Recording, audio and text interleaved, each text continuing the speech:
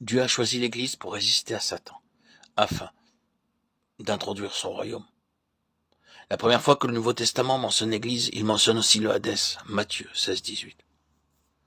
Nous savons tous que la dispensation du royaume s'étendra sur une période de 1000 ans. Mais quelle est la relation qui existe entre ces 1000 années et Satan?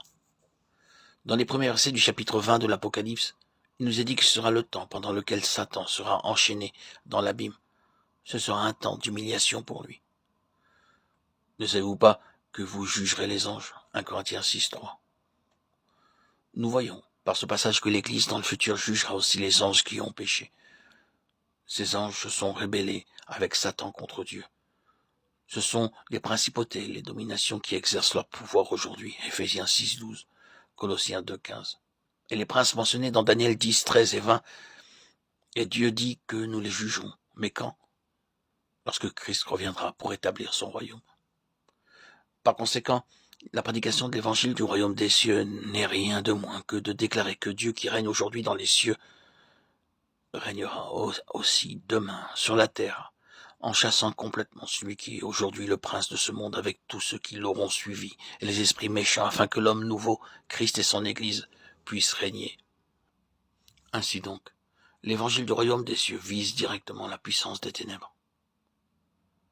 Lorsque le Seigneur Jésus a tout d'abord proclamé cet évangile, toutes ses œuvres étaient dirigées contre la puissance des ténèbres. Celui qui pêche est du diable, car le diable pêche dès le commencement. Le Fils de Dieu apparu afin de détruire les œuvres du diable. 1 Jean 3,8. Le Seigneur Jésus guérissait les malades et chassait les démons. Il est donc évident pour nous que chasser les démons, c'est une œuvre qui vise la destruction du royaume des ténèbres. Mais que dire de la guérison des malades? L'apôtre Pierre nous donne la réponse. Lorsqu'en décrivant le ministère terrestre de Jésus, il déclare que le Seigneur guérissait tous ceux qui étaient sous l'oppression du diable. Acte 10, 38. Si nous lisons attentivement les évangiles, nous remarquons que pendant toute sa vie sur cette terre, le Seigneur Jésus a eu pour objectif la destruction des œuvres du diable. Par conséquent, son œuvre sur cette terre a eu des effets bien plus grands sur les démons que sur les hommes. Le Seigneur Jésus nous dit qu'à la fin de cet âge, ses enfants se lèveront afin de porter un témoignage identique. Nous devons remercier le Seigneur pour le fait que, durant ces quelques années, un nombre important parmi ses enfants se sont levés afin de combattre Satan. La guerre spirituelle dans la vie de nombreux croyants est devenue une réalité. Ce n'est plus dorénavant pour eux une simple question de terminologie. Nous devons nous lever et témoigner de l'évangile du royaume des cieux pour que vienne le royaume de Dieu et pour que la souveraineté de Dieu se manifeste dans ce monde en chassant Satan et sa puissance. En d'autres termes, nous devons rendre témoignage à la victoire de la croix de Christ.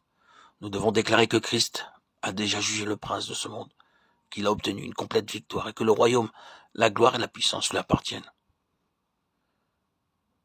Car Satan n'a aucune place dans cet âge. Il est un simple usurpateur. Tous ceux qui ont reçu le Seigneur Jésus ont été délivrés de la puissance des ténèbres, transférés dans le royaume du Fils de l'amour de Dieu. Colossiens 1,13. Nous devons proclamer l'évangile du royaume des cieux. C'est l'évangile qui déclare la défaite de Satan, le rejet des démons et la destruction du Hadès. C'est ce témoignage qui parachèvera la fin de l'âge présent.